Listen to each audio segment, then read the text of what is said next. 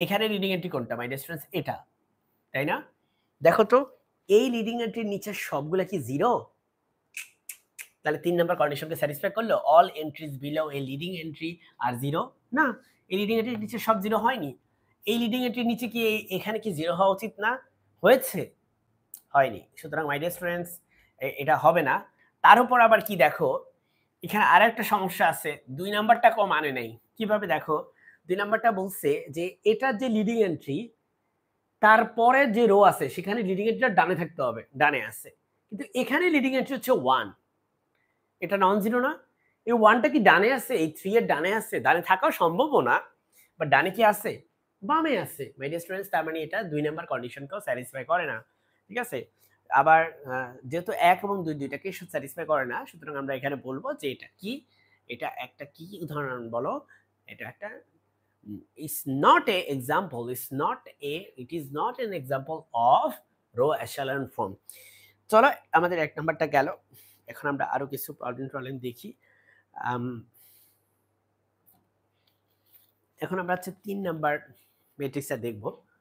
3 number ম্যাট্রিক্সটা ওকে, আমি তোমাদেরকে দিচ্ছি এবং তোমরা দেখো যে কোনটা রো এশালন ফর্ম, কোনটা রো এশালন ফর্ম না, এটা তোমরাই বলবে।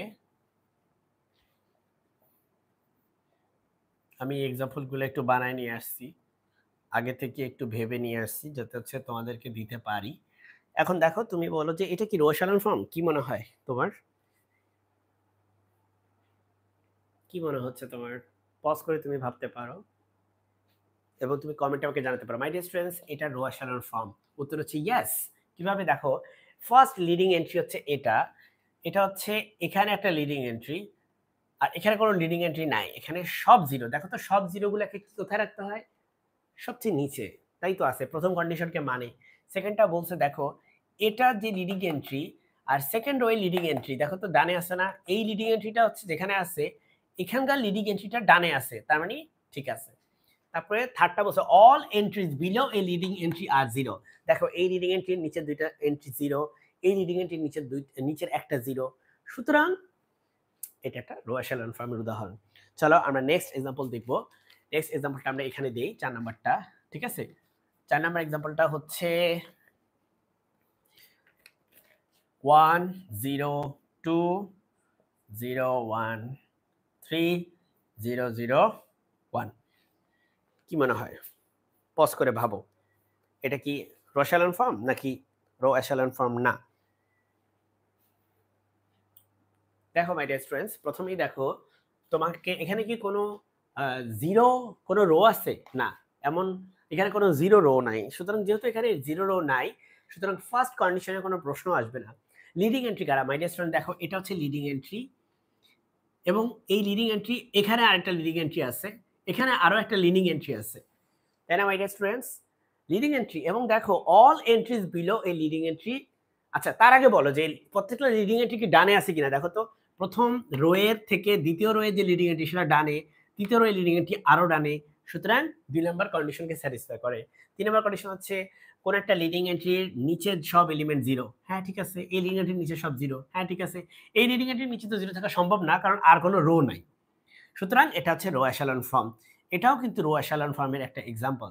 ওকে ডিয়ার স্টুডেন্টস, চলো আরো দু একটা আমরা দেখি, তারপরে আমরা এই ভিডিওটা শেষ করে দিব। আমরা আরো কয়েকটা দেখি। সো এখানে হচ্ছে আমরা টোটাল কয়টা দেখলাম? 4টা না? আচ্ছা, আর আরো একটা ধরো আমরা দেখি। হ্যাঁ, আরো একটা দেখি, তাহলে আমরা শেষ করে দিব এই ভিডিওটা। তার জন্য আমি একটু মুছে ফেলি এটা। 4টা আর একটা দিব 5টা, তাহলেই হবে।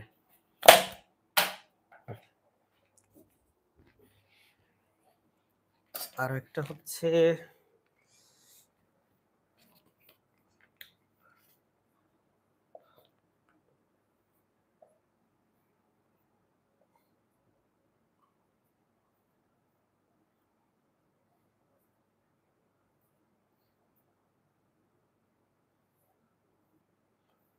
মাই ডিয়ার স্টুডেন্টস, আমি তোমাদেরকে একটু সুযোগ দিচ্ছি, একটু সময় দিচ্ছি ভাবার জন্য এটা কি রো এশালন ফর্ম কিনা। তুমি ভেবে চিন্তে আমাকে জানাও। তুমি চাইলে ভিডিওটি পজ করে রাখতে পারো এবং সেক্ষেত্রে তুমি যতক্ষণ